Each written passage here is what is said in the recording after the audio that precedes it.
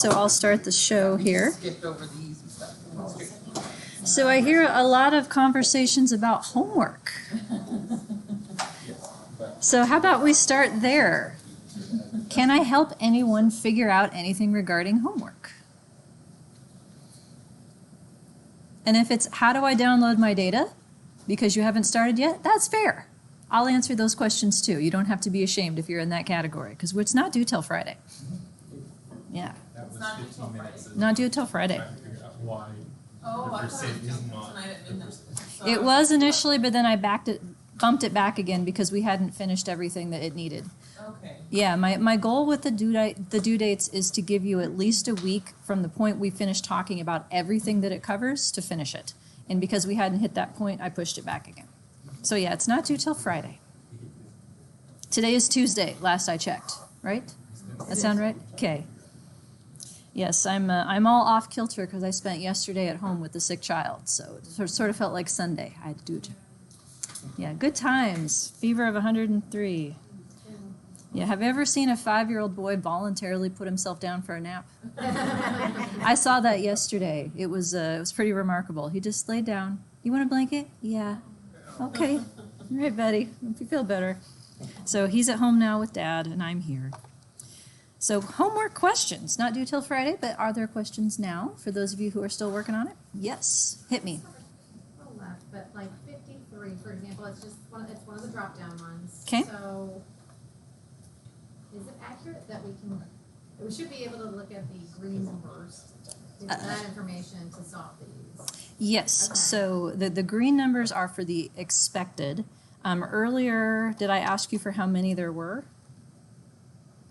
I asked you for marginal percentages. And so the table that the green numbers came from these questions for expected frequency, the first row is the actual frequency, and then the next one is expected. So the comparison of actual versus expected should give you an indication as to whether there are more children expected in certain combinations or fewer. Where the significant part comes from is the chi-square statistic that goes with that cross tabulation. So I would probably try to break it down into the 2x2 thing here. Is it significant or not based on chi-square? And then from there, which is the pattern? Is it more than expected or fewer than expected? Mechanically, these questions, if you get them wrong, you get them wrong, right? These ones, yes. Yes, but what I'm looking for is that at least you have the right information, right? And then if you have the right information, then it's about the interpretation.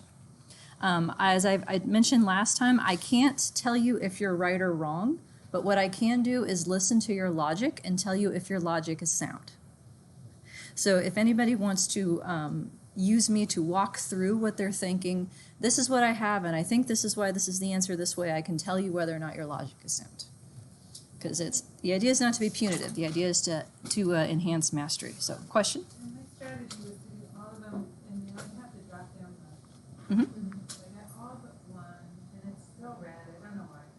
Should I have done the drop down at the same time that I was going through, so that I have that picture? You know, I take screenshots, but then it's like my scrambled eggs brain. And I'm like, so what would you recommend? There's no wrong way to do this. So, but the way that I designed it is that the drop downs that go immediately after each section refer to the numbers in that section, and so it might be easiest to manage working memory if you're answering questions about the answers you just filled in. If you, in each of the starter syntaxes, so for instance, right here, here's the version of SAS, I included a command, this ODS RDF, that takes your results that pop up in that window and it sends them to a rich text file in the location where your data set is saved. And so you have the results without having to take screenshots. If you run that piece, put your code in here, and then run the last piece. So you should have all of your outputs saved if you use this example. Stata folks, the analog to that is a log command. So log using opens up a plain text file. It's then going to send everything that shows up in the window to that plain text file, and then log close makes it so that you can then access it from outside Stata. So I don't know if that answers your question or not, but it's up to you the order in which you do them. I would probably recommend going section by section as opposed to all the greens and then all the interpretations. And you can always tell, by the way, at the top how many points are for each section. So I try to make it proportionate to the number of questions asked. But for instance, this homework is worth 13 total points.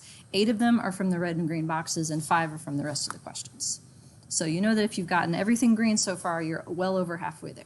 What's the percentage I get paid for valid system and I don't, I get 0 on the rest and I feel enough fail. That's what happened. Well, the objective is not to fail, for sure. Yeah, exactly. But you know that at a minimum, if you got all the green boxes done, you have 8 out of 13. Out of 13, 8 out of 13. 8 out of 13. Thank you. I would not recommend the strategy of not trying the rest. I would not recommend that. I just need like a pressure valve. Oh, Yeah, okay. Because if nothing else, right, they're all multiple choice questions, right?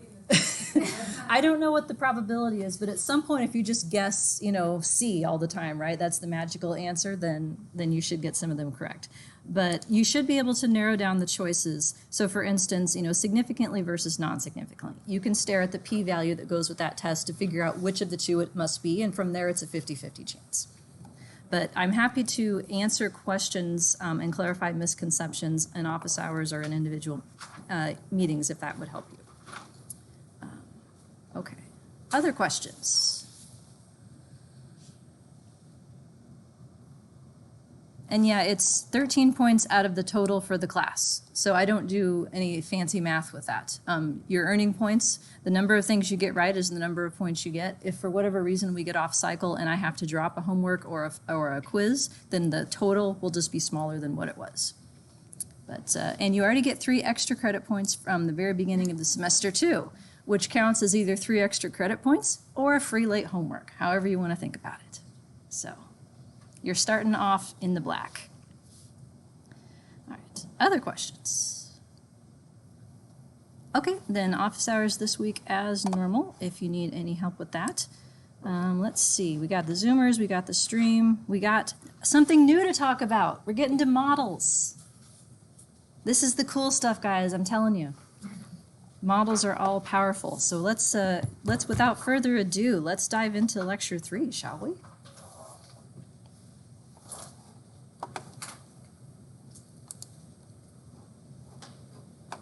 So first off, a little review. Things you already know how to do, and these are things that were tested on homework too. Univariate hypothesis tests, whether or not a sample mean is different than some pre-specified value, whether or not a sample proportion is different than some pre-specified value. The difference in what the test statistic is, Z versus T. If you're only testing one thing, it's going to be one of the two. The difference is whether or not you're assuming that the variance is known, in which case you can use Z, or variance is unknown, which is T. In everything else that follows the rest of the semester, it's T. It's going to be T. So you can wave bye-bye to Z for right now. Then, in terms of bivariate associations, 3 main types that we talked about. If you want to look at an association between 2 quantitative variables, and you are interested in a linear association specifically, that's Pearson's R. If you're interested in the same type of association between ordinal variables or quantitative variables with suspicious extreme values, that would be Spearman's rho, where rho is another synonym for correlation.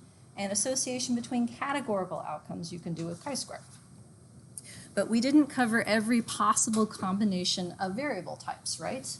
So there's 2 main categories of variable types. There's categorical and there's quantitative, right? Remember this? What's the difference? Categorical is not associated with a numerical amount. Yeah, they're not numbers. Categories are not numbers, right? I can have a coding system that says, 1 is this and 2 is this and 3 is this, but it's not numbers. So special cases of categorical: binary, when there's only 2 choices; ordinal, when there's more than 2 choices and they have some sort of natural ordering; and nominal, more than 2 choices that don't have a natural ordering. And then on the other side, there's quantitative, and that's exactly what it sounds like. Numbers are numbers. So for instance, we didn't do an association between a quantitative variable and a nominal variable. We didn't do associations between, say, an ordinal variable and a nominal variable. So there's combinations that we didn't hit because they're best solved using a model instead. And so I want to give you that as our new starting point. So linear models. From now on, we're going to differentiate in terms of specifying associations between variables, which ones are going to be predictors and which ones are going to be outcomes. Do you remember this? Those words? Yeah. So synonyms, predictors are independent variables. They are reasons. They are explainers. Outcomes, dependent variable, thing to be explained. And so each variable is going to be one or the other. The type of predictive linear model that you will need depends on what kind of outcome you have. So for instance, if you have something that's a quantitative variable that is continuous or continue-ish, meaning continuous enough for government work, that's the type of models that we're going to learn about this semester. They're known as general linear models.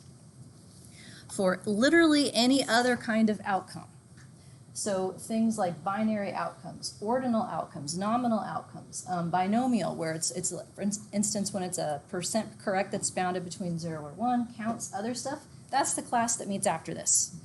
So that's what's known as generalized linear models, where ized means some kind of not normal outcome. So you can predict any kind of outcome that you want. The question is, what are the techniques that you need to do it?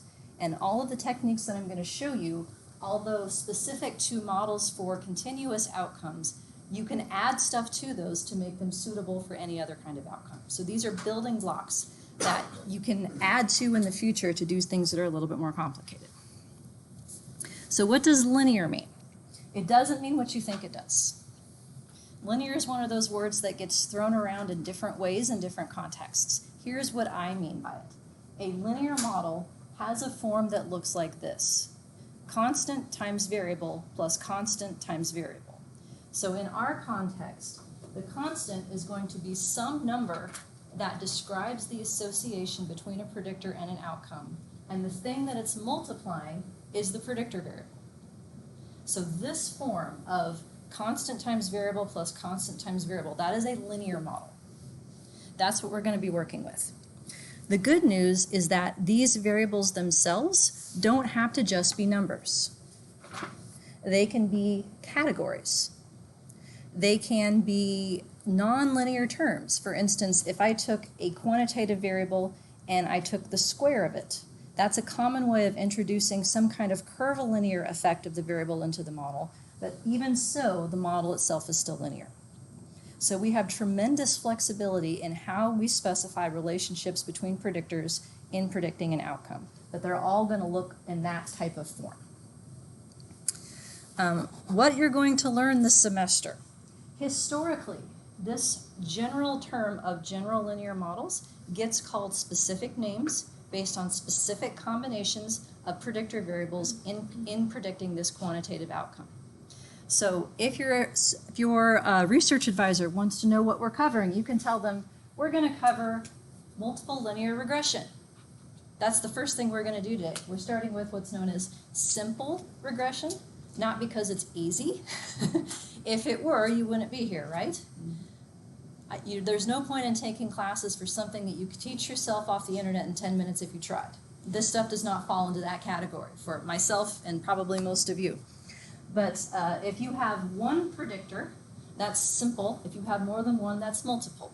Linear means this form right here. But regression is the idea of taking quantitative predictors and seeing how they together predict a quantitative outcome. That's called regression. Another specific instance of the models we're going to learn is what's known as analysis of variance, or ANOVA for short. That's what it's called if you're still predicting a quantitative outcome, but now you're doing it from binary or nominal or variables, or ordinal for that matter. So categorical predictors instead of quantitative gets a special name. If you want to combine the two, if you're interested in predictors, some of which are quantitative, some of which are categorical, that combination is sometimes called analysis of covariance, or ANCOVA. All of these things are just special names for special types of predictors, but they're all using the same mechanism, and we're going to learn them all together. It is my belief that separating them does more harm than good, because then people don't understand the flexibility that this model has for different kinds of predictors and different kinds of questions.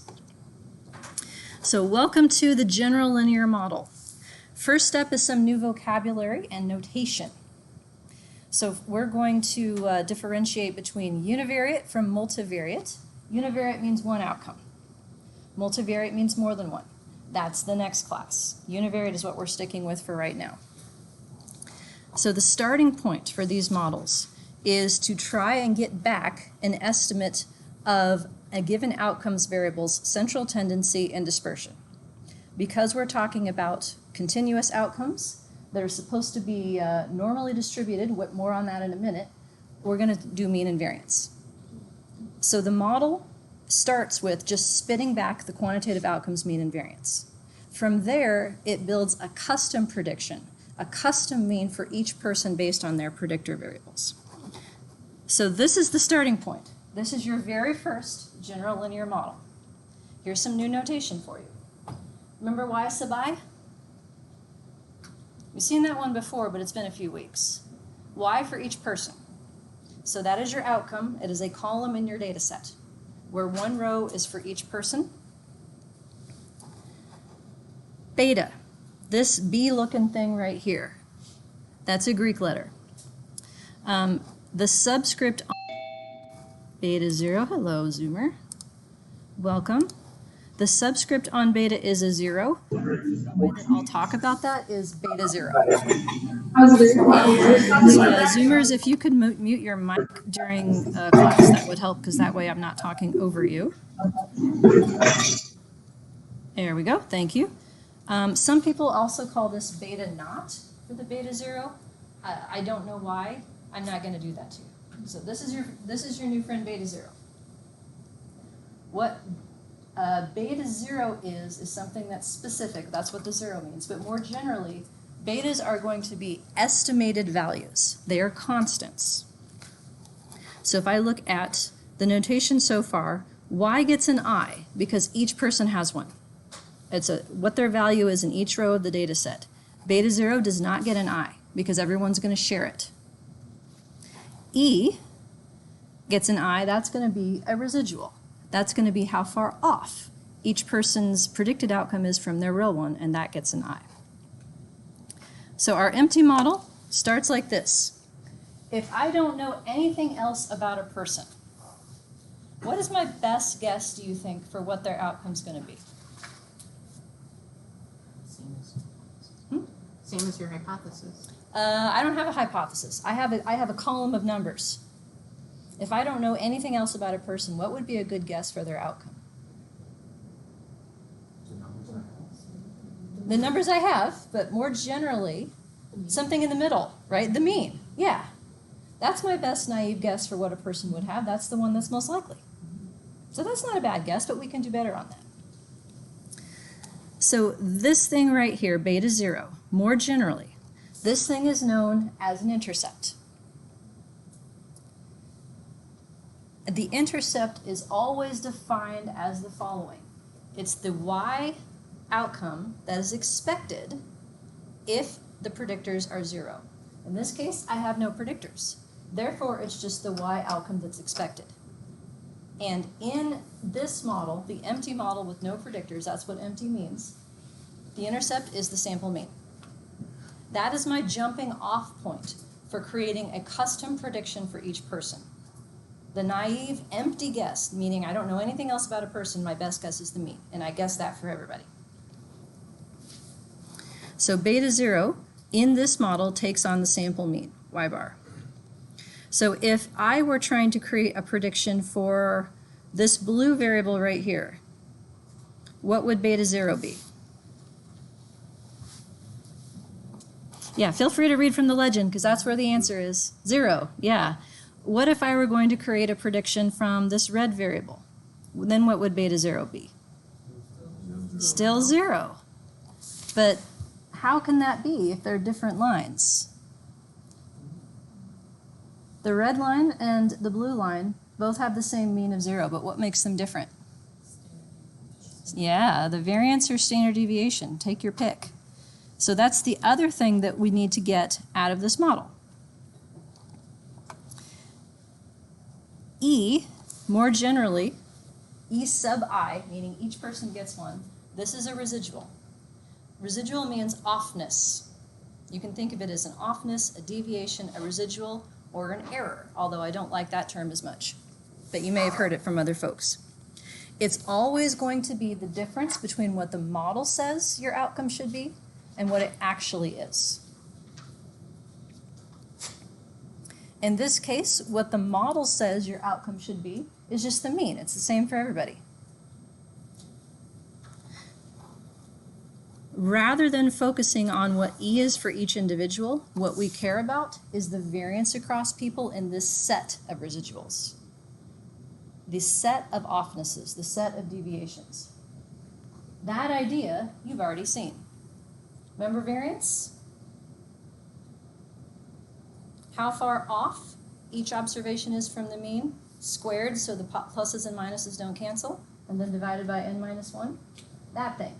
So y sub I for y for each person minus the sample mean, that's E in this model. So in other words, what we have in terms of what the model's going to give us is beta 0 intercept, that's the mean, and the variance of the E's across people. That is going to get a new descriptor, this thing right here, sigma squared sub E is how I would say that. You know that as variance. I'm trying to be more specific with the use of the subscript. Specifically, it's the variance of the E's. It's the variance of the offnesses across people. So all this model has given us back is central tendency and dispersion. It's describing our best guess for each person, the mean, as beta 0, and then how far off is each person's actual outcome from that best guess. That set of offnesses now has a special word named, it's going to be called residual variance because it's of the E residuals, but at this point it's just all the outcome variance. By the way, this S squared for sample versus sigma squared for population, that's gone. S squared is dead to you. You can forget it. S is also dead to you, as is Y bar. That's gone. In the world of general linear models, people use population notation to describe things. Because we only have one sample, and we're trying to make our best guess as to what the population is. That's the idea. So they just sort of shortcut the notation to talk about what it would be in the population with an implicit understanding that we only have one sample. So from now on, variance is sigma squared. What the mean is going to be depends on what these betas are going to tell us the mean is going to be. Okay. So would you do this in life? Would you ever fit a model like this? No. The reason for it is to demonstrate how we go from a generic prediction that's the same for everybody to a custom prediction that depends on each person's predictor values. So this is our jumping off point. This is the worst we can do in predicting Y, is to guess that everybody should have the mean and be done. Everything from there is going to make it better. So we're going to customize what we expect the outcome to be for each person by adding predictors. This unit, it's one predictor at a time. We'll have multiple predictors in the same model in the next unit. For now, we're starting with one predictor that's quantitative, where numbers are numbers. This, my friends, is called simple linear regression. Simple meaning one predictor, linear meaning that constant times variable plus constant times variable format. So let's say that I have two variables. For convenience in understanding what their scales are, let's say that they are z-scores. They both have a mean of 0, and they both have a standard deviation of 1. Let's say that I know a Pearson's correlation between them, because I asked for it using PW coherence data, or proc coherence SAS, is 0.5. I can phrase that same relationship as how X predicts Y instead of how X and Y are associated. The difference is the scale. So I'm going to expand my model to include the effect of this new X predictor. So now I've got two betas. I've got beta 0, that's still my intercept. That's still the expected outcome when x is 0. And now I have beta 1. Beta 1 is a slope. You guys remember algebra? Barely? Remember taking it at some point? Maybe not learning anything in it? But yeah, remember what slopes are? I'll take gestures. Yeah, everybody, this is a slope, right? Exactly. This is still a slope. It's the difference in y for a 1 unit difference in x. Some people say change in y for a 1 unit change in x. I don't say that because people aren't changing into each other. They differ from each other because these are different people with different values, and so I say different, but change is sufficiently synonymous for most purposes. Rise over 1, change in y per unit change in x, those are all sort of algebra terms. It's the same idea here. How much does y go up for a 1 unit change in x? And if these variables are on the same scale, where they both have the same mean of 0 and they both have a standard deviation of 1, how much y goes up as a function of x is the Pearson correlation. So this gives a slightly more intuitive way to understand what a correlation means. So if a correlation is positive, what is that telling me?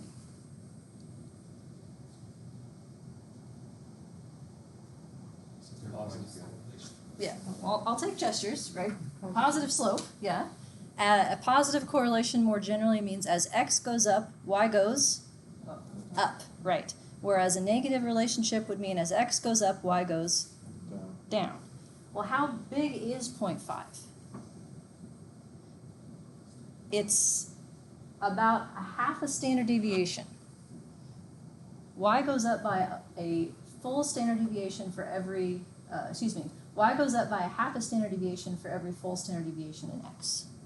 What's the strongest that my correlation can be? 1, right? So what would a correlation that says these things are completely unrelated be? 0. So this is like halfway to 1. This is a positive relationship. It has a decent amount of strength to it in terms of somewhere between 0 and 1. We're not talking about whether it's significant yet. We're just talking about what it would be. So in this case, the simple regression case, there is a ready formula by which you can compute the slope. It's the Pearson's correlation, then rescaled by any differences in standard deviation as a function of the two variables. So standard deviation of the y outcome over the standard deviation of the x predictor. In this case, because they both have the same standard deviation, the Pearson's R is the slope. So that makes it convenient to explain what the slope means, but that won't always hold because we don't always have variables that are on the same scale. The intercept, in this case, the expected y when x is 0, can be found with this formula, the mean of y minus the slope relating x to y times the mean of x. In this case, it works out to be 0. So the full model then would be beta 0 is 0, beta 1 is 0.5. So you don't have to worry about making sure that your quantitative predictors are on the same scale. It can be convenient to do so if they don't have scales that are readily interpretable. But if they do have scales that are readily interpretable, you'll want to keep them in their own original metric. So for instance, in the example I'm going to show you, I'm going to have years of education predicting family income in dollars, in $1,000 units, right? Years is an intuitive metric. Dollars is an intuitive metric. I don't necessarily want to standardize those. The good news is that I don't have to.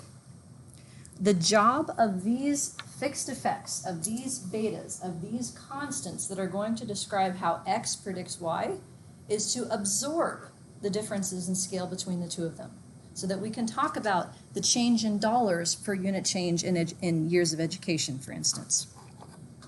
So what we just saw so far is the simplest case where both variables have the same scale. What if x had a different scale? What if x had a mean of 50 and a standard deviation of 10, but y still had a mean of 0 and a standard deviation of 1? Okay, we work through the math. It's still the same Pearson correlation, now rescaled as a function of a much bigger standard deviation for x. The new slope would be 0.05. The new intercept would be 2.5. The job of the intercept is to correct for any mean differences between x and y. The slope then talks about the expected change in y for a 1 unit change in x, no matter what the unit is. If I switch it around, what if y has a much bigger scale and x has the same mean 0 standard deviation 1? Very similar.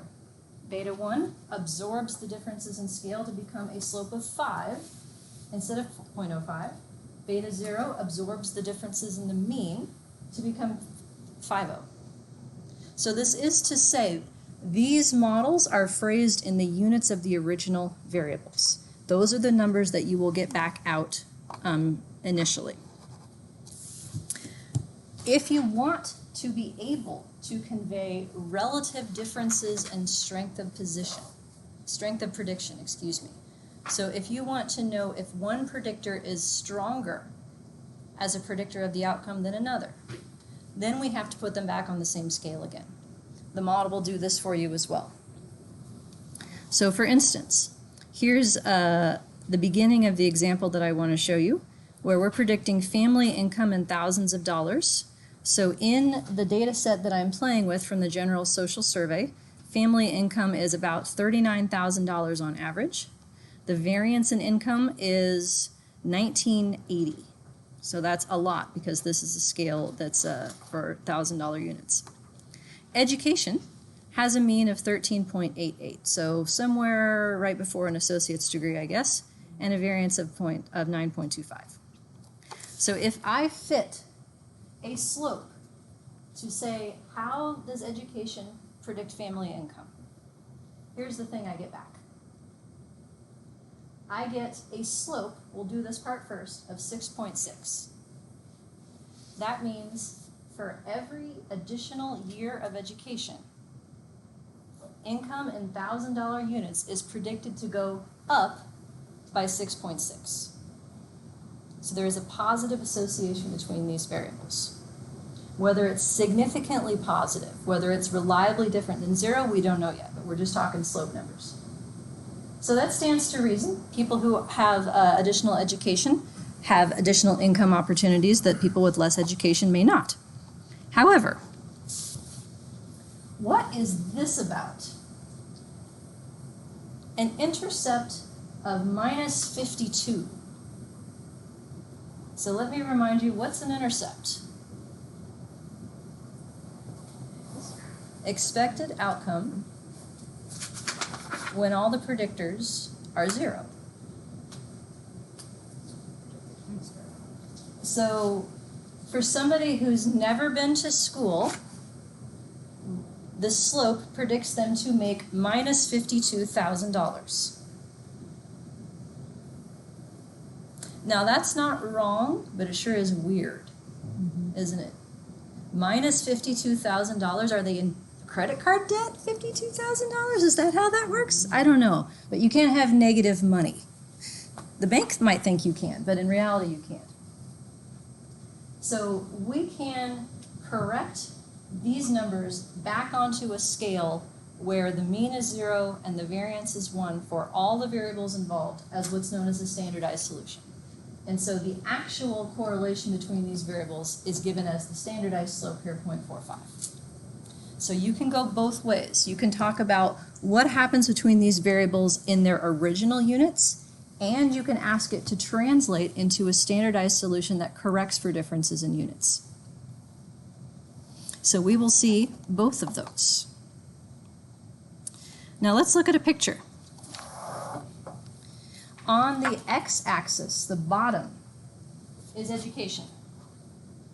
The picture on the left has education that has been linearly transformed into a z-score metric. Mean 0, variance 1. The picture on the right has education in its original metric of years. So we're treating it as a quantitative variable. The y-axis here, the tall one, on the left side has z-scored version of family income, where mean is 0, variance is 1. On the right side here, this is family income in thousands of dollars in the original.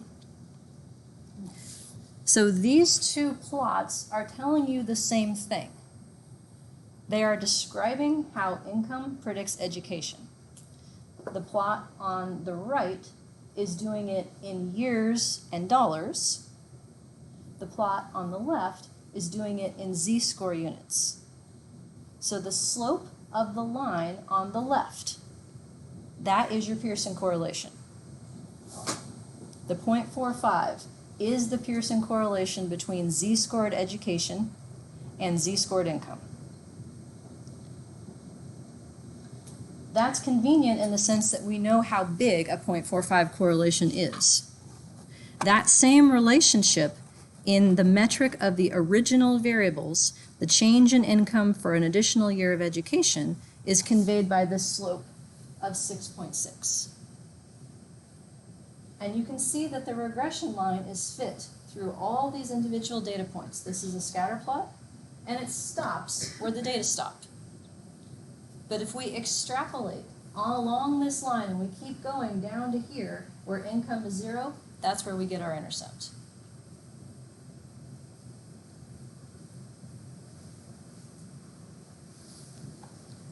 Okay, so we got to fix this.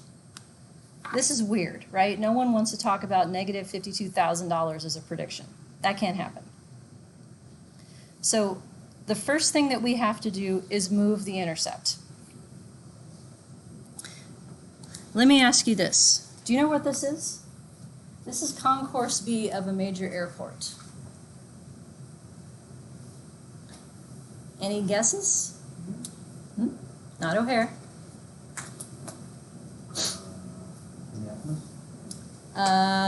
Good guess. This is a Delta hub, but not that one.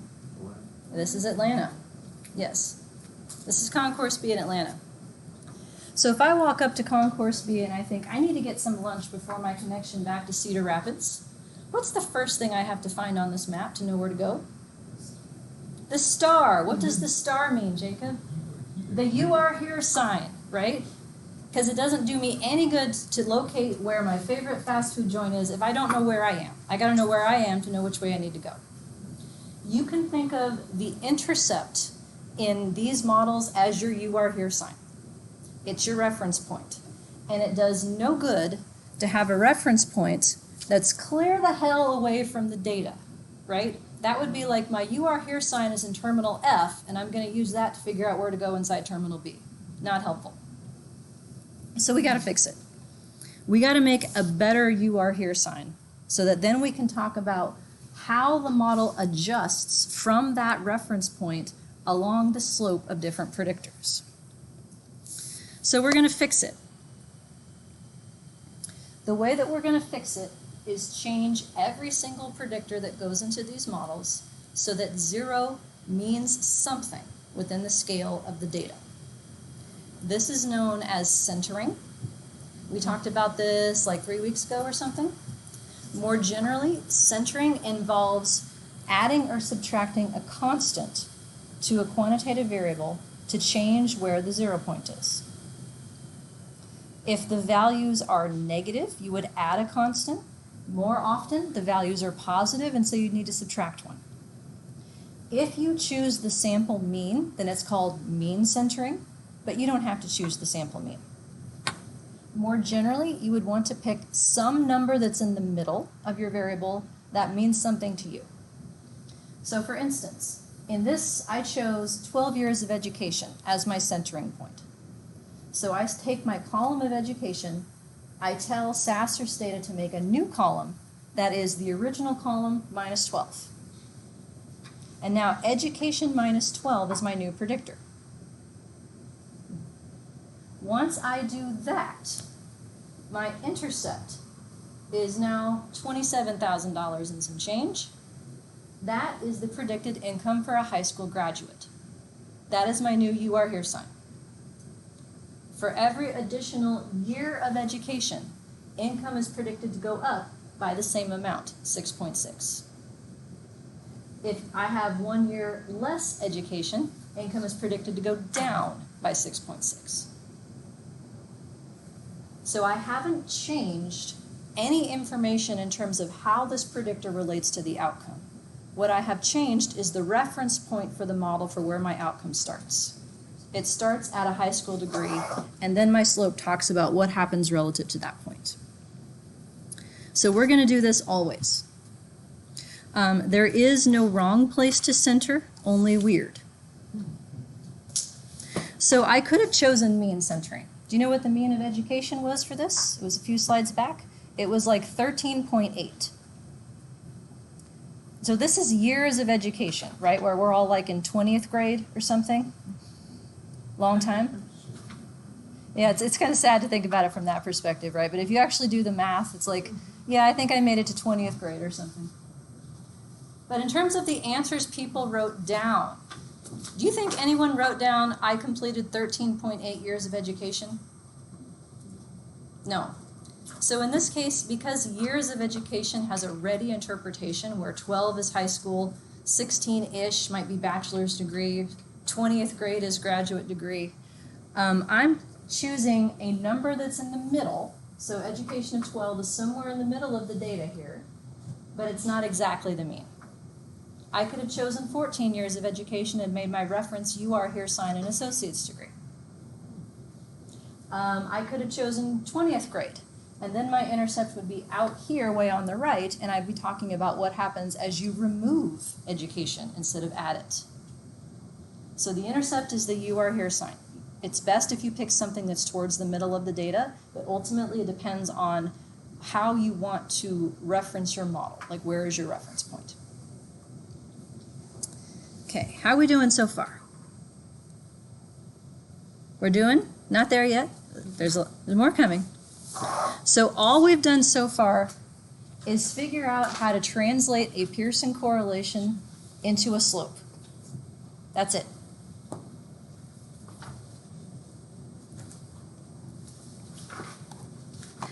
Now, why would I want to do that? If I already can just ask for the correlation between two variables, why would I go to the trouble to fit a model that gives me that same information?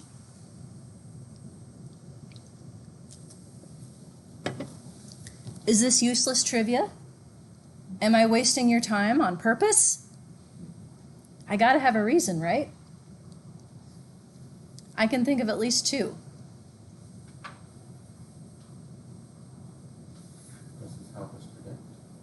It helps us predict, but what kind of relationship is this capturing? What kind of relationship is this line capturing? Correlation. Correlation and this line capture the same relationship. Linear. Linear. Linear, right? Not a coincidence. You can say linear or linear. Either one is correct. But in practice, do you think each additional year of education has the same bang for your buck in terms of your predicted income? No. In reality, it's more like, okay, if you don't finish high school, like you're screwed, right? Like that's all one. No matter if it's 6th grade, 8th grade, 11th grade. You get a bump if you finish high school, but then if you don't finish college, right? 13th grade and 14th grade don't do that much better than getting to 16th grade, right? So in reality, and this is what we're going to see later, the relationship between education and income is probably not linear. It probably needs additional terms to try and describe these sort of qualitative shifts as well as nonlinearity. So curvilinearity, for instance. So one reason that I would make you do this is because the Pearson's correlation is not sufficient in describing how these variables relate to each other. If the variables' relationship is not linear, then Pearson's correlation leaves you hanging. What about outcomes where a little is bad and a lot is bad, but a middle of it is good? Like the relationship between, say, stress and performance, right? If I don't give a shit or I am freaking out, that is bad. Some optimal level of stress in the middle, right? That's where I want to be. So if I have something that's curvilinear, bendy, this linear isn't going to give that to me. If I have something where there's diminishing returns, so if I have a curvilinear relationship I'm drawing here, I'll draw with my mouse so we can see something like this, right, where it helps up to a point, but then after that, more doesn't really help you, right? That's not linear either. So things that aren't linear is one reason. Another is, what about categorical variables? You can fit a Pearson correlation between a binary variable and a quantitative variable, but how about a Pearson correlation between a nominal variable, such as favorite show in homework 2, and a quantitative variable? Can you do that? No. Can I have my x-axis be something like dog, cat, bird, and draw a line through that? No. So models are for nonlinear relationships, like this, what we're doing, these are models. Models are also for relationships between non-quantitative predictors, where we have to capture differences between categories. And the other is that Pearson correlation, Pearson chi-square, Spearman correlation, all those things are bivariate, right? 2 variables at a time only. What if I were concerned about potential gender differences in access to education? What if this were a country where that was a bigger problem than it is here? What if I want to know if education still predicts income after controlling for gender? Would you have to do 2 models? I would have to do 1 model with 2 predictors. It would be multiple regression. If I'm still predicting 1 outcome, it's not technically multivariate, although some people would call it that. I don't. It would be multiple regression, because then I want to know, after controlling for gender, what is the relationship between education and income? Likewise, after controlling for education, what is the relationship between gender and income? What if I think that the effect of more education differs if you're a man versus if you're a woman? Could that happen? Yes. So now I need to add actually a 3rd variable to the problem, which is known as an interaction term. It is literally the multiplication of the gender column by the education column. That allows for each gender to have a different slope. So there's 3 reasons why this is not just boring trivia. Nonlinearity of quantitative predictors, in terms of how they predict an outcome. Predictors that aren't quantitative, so anything besides binary. And being able to see if the prediction still matters after you factor in other things. You need models to do all of that. And most hypotheses are phrased in the last way. What is the relationship between these 2 things after controlling for something else? That's a very common way of thinking about research. So do any of you have research that this is bringing to mind? Mm-hmm. Yes? You want to share with the group? Well, just starting, but as part of my job, I'm looking at, I think if I can describe it quickly, but basically the difference, very similar to your example, but instead of males and females going on to college, it's those with and without disabilities. Mm-hmm. And do different math classes in high school is a predictor of their outcomes. So the more math you take in high school, maybe the more likely you are to go on to college? Right. Or But- having to take a remedial math class. Oh, then maybe you're less likely to go to college. Okay. So more math isn't always better, right? That's It's that. the math you take, right? Mhm. And so if students with disabilities have less access to that, then what are their outcomes like? Right. Yeah. Because the predictors are related to each other. So you have to factor in how much they have in common and how much they have uniquely. Yes, we're getting there. Okay. Stay tuned in like a month from now. We'll be doing that. Okay. Anyone else want to play? Free stats consulting. Okay, well, do you believe me? No? Okay, that's all. Because if you see the reason for this, then maybe it will be more interesting and applicable to your lives. That's my goal. Is that fair? Yeah, it's not just like stats trivia that I'm just banging over your head for no reason. It's because it really does help in quantitative-oriented research. So yes, So all we know so far is the equivalent of a Pearson's correlation, but we got to start there before we can talk about what other cool stuff we can add to it. So, the slope. Is this a good slope? $6.6 thousand per year of education. What do you think about that? Yeah, here's the line. Is this a good line? What would the slope look like if there were no association whatsoever between your years of education and your, yep, flat line? And if it were backwards, if more school made you poorer, yeah, negative slope, yes. So one of the things that we have to take into account is how good this line is how well it predicts through this cloud of people. What we're asking about is the effect of these E residuals before we put the predictor in versus after. So another piece of new vocabulary. Here's our model so far. So y sub I, y for each person, is a function of two fixed effects. Fixed means everybody shares them. They're constants. Beta 0 is my intercept. That's my expected y when x is 0. Beta 1 is the change in y for a 1 unit change in x. A new term that we get from the combination of these two, what we call the y that is predicted for you based on your combination of values on the predictors, is what's known as y hat. That's the y with the caret looking sign over it. That's what's known as y hat. I forgot to bring it. It's upstairs. I'll have to show it to you next time. A conference that my husband went to that was on statistics and measurement as part of their conference swag gave out hats, but on the hat was another Greek letter theta with this thing over it. So he had a theta hat. I have it upstairs. I was going to show you because that's what, quant cool people think is funny. I have a theta hat or a y hat.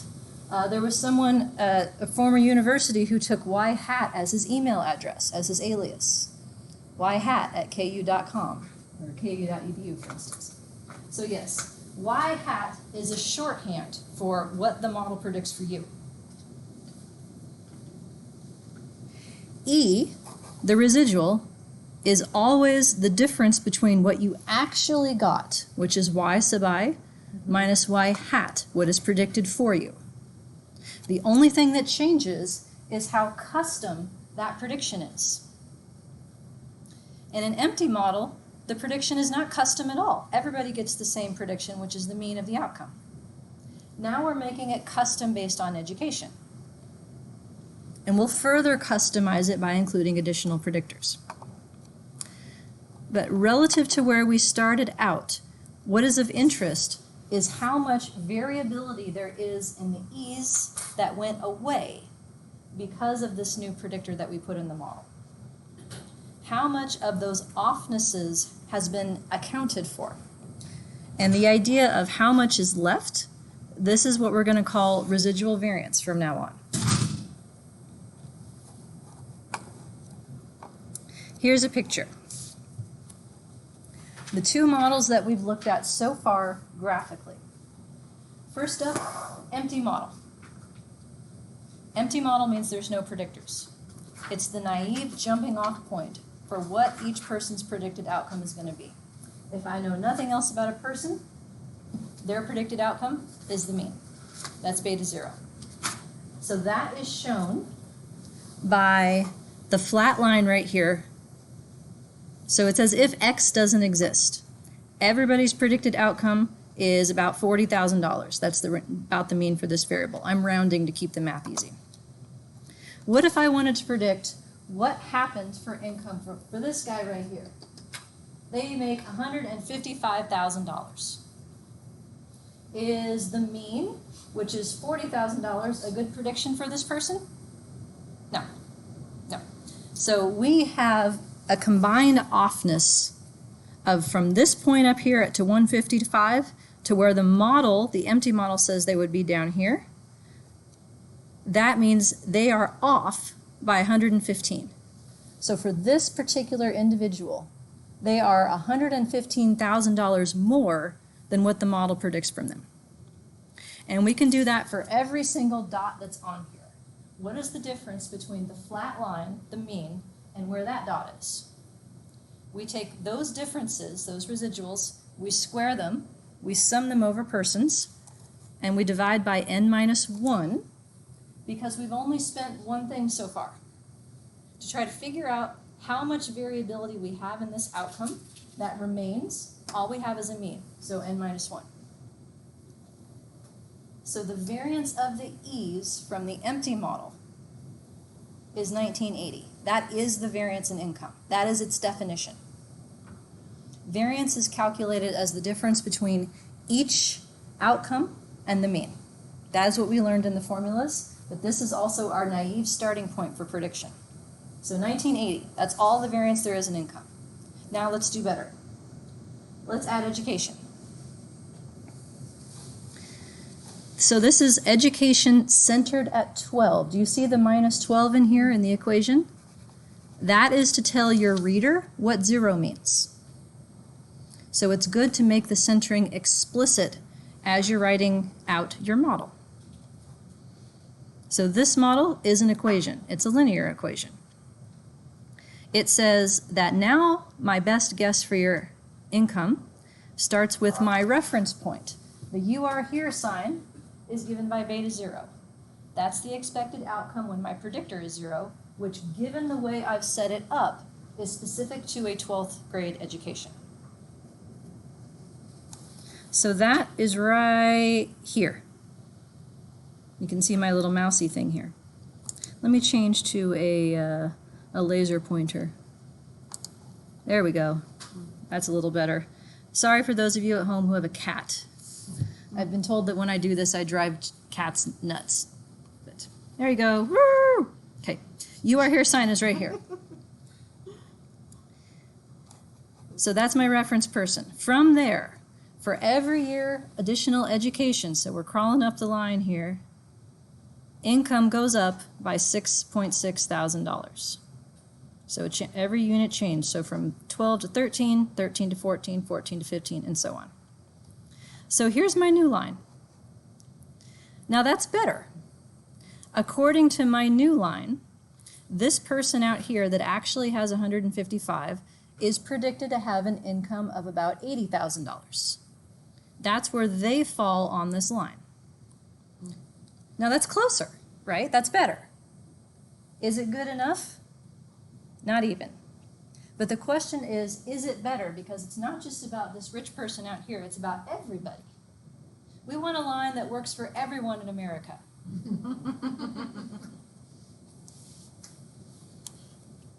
Not just the top 1%. So is this line better than the flat line? That's the question.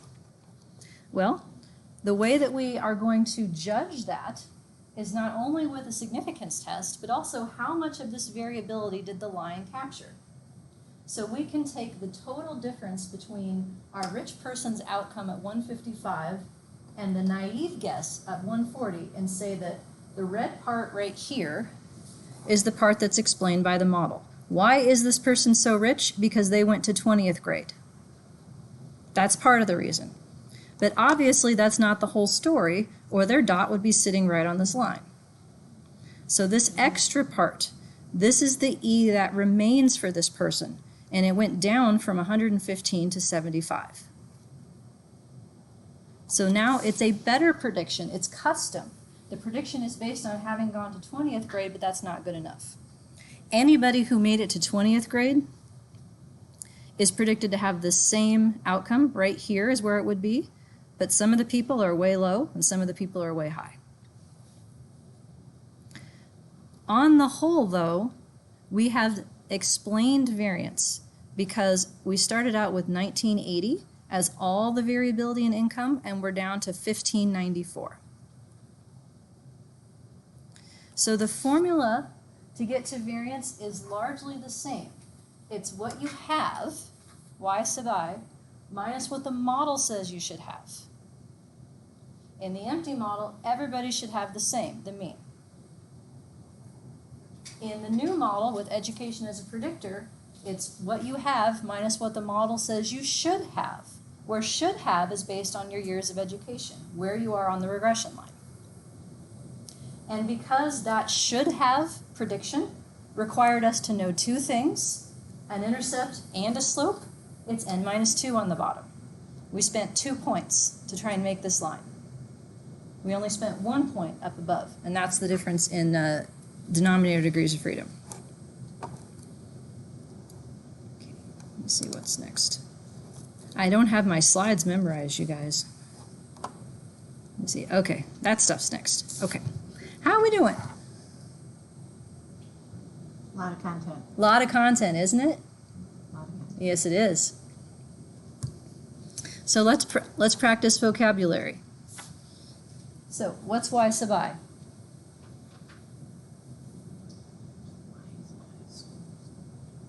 The column in your data set, the original outcome for each person, which is why it's sub I. These red things, the betas, these are known as fixed effects. They are constants that are estimated by the model that we're going to use to generate a predicted outcome for each person. So these numbers, like, I didn't just intuit that the slope should be 6.6. This is going to show up in some SAS output next time. Likewise, I didn't just know that that's 27. It's not some sorcery. This is software doing this for me. So if we have nothing else, we always have beta 0 to predict our outcome. That's the intercept. That's the expected outcome when everything else is 0. If there's nothing else there, it's the mean. Beta 1 is the slope of the first predictor. It's the difference in the outcome per unit difference in the predictor. So if I were going to control for, say, gender in predicting this, and give it a slope also, can you guess what its beta would be called? Beta 2. And if I wanted to add disability, beta 3. And if I wanted to add anything else, right, beta 4, beta 5. So it's just an index. We start counting at 0. That's just the rules. We start counting at 0 in stats. But it works out nicely because beta 0 is always going to be there. And then you get to have the beta as which order of predictor you've gotten into your model. What's E? E sub I. Give me synonyms. Error, I'll take that. One that starts with an R. Residual. A word I made up. Offness. A word that sounds like offness but that I didn't make up that starts with a D.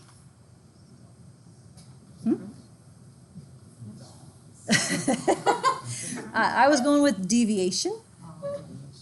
Yeah. So E stands for error. I think of that as not a particularly useful term because there's nothing wrong with making $155,000, right? There's nothing wrong with making $20,000. It's how far off your predicted outcome is from the real one. That's known as error, but it's only because you don't know why it's there. Our job is to figure out why the model isn't right yet. Why are we so far off what this person actually got? What else do we need to do to our line? Do we need to put more lines in for other variables? Do we need to make this line bendy? So its error is just unexplained offness, unexplained residual differences to me. Okay.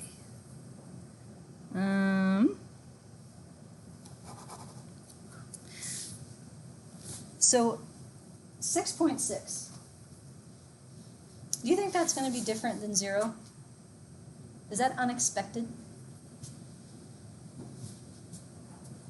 What do I have to know?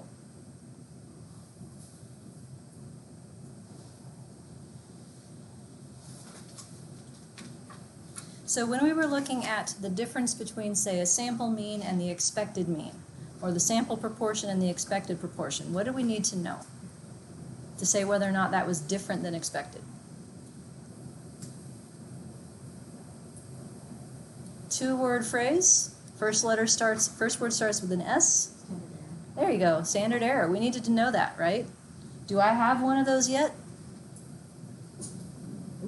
Well, Um, wait, Not yet. okay, we have But variance. but I've got the ingredients for it. So I can fix it. What went into standard error for a mean? Two things, right?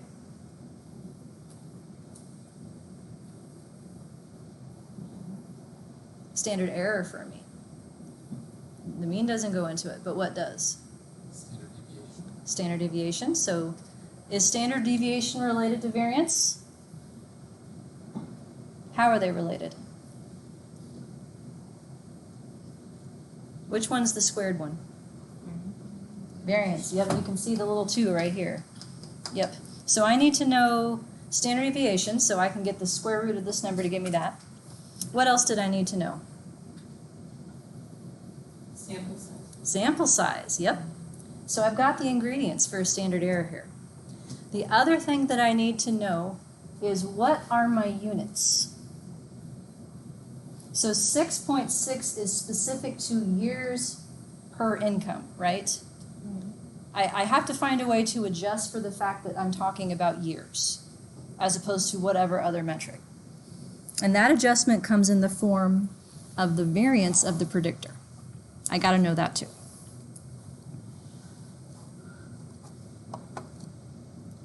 The good news, all of this is going to be spit out for you if you know how to ask. So here's what we're going to get next time. Every single slope, beta 1, beta 2, beta 3, whatever, is going to have the following pieces of information that describe it. First off is an estimate. What is the slope number? That's known as sometimes a point estimate because it is one number, like it's 6.6, the end. That's what it is. I have no idea if 6.6 is a lot until I get its standard error. Standard error, just like standard error of the mean, standard error of the slope. It's an index of imprecision. So higher standard errors means I have no idea what the slope is. The standard error of the mean we defined as the average distance of the sample mean from the population mean. Remember that? This is the same, but we're talking about a slope. The standard error of the slope is the average distance of the slope from this sample to the population slope.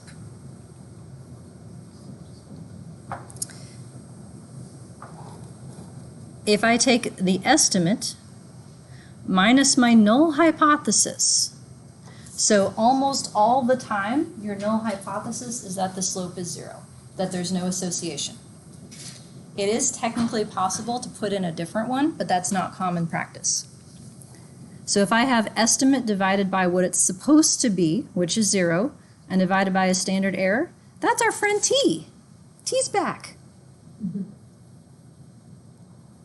So T gives us, where are we on the curve of expectedness, right? Where are we?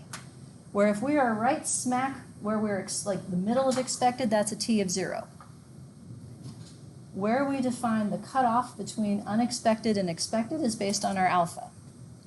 Yeah, it's basically 2. Plus or minus 2 is expected. It wiggles a bit based on how many people are in your sample, but that's a good sort of general rule. But we use denominator degrees of freedom. That is how many points left we have. So if I only estimated a mean, that's n minus 1. If I added in a mean and a slope, that's n minus 2.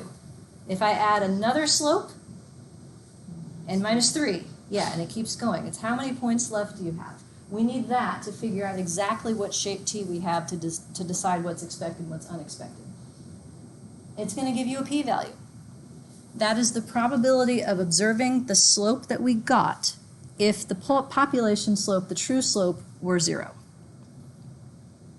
And by convention, p less than 0.05 means that it was sufficiently unexpected to get a slope this big. We call it significant. We reject the null hypothesis.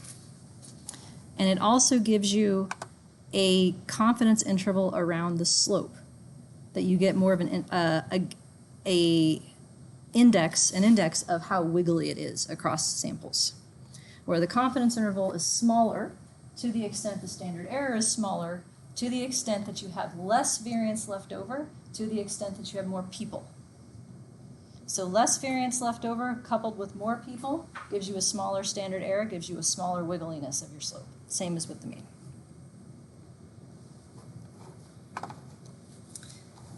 So this process that you already learned how to do to compare a sample mean to a sample population mean, or a sample proportion to a population proportion, we're going to do to compare a sample slope to a population slope best guess of 0.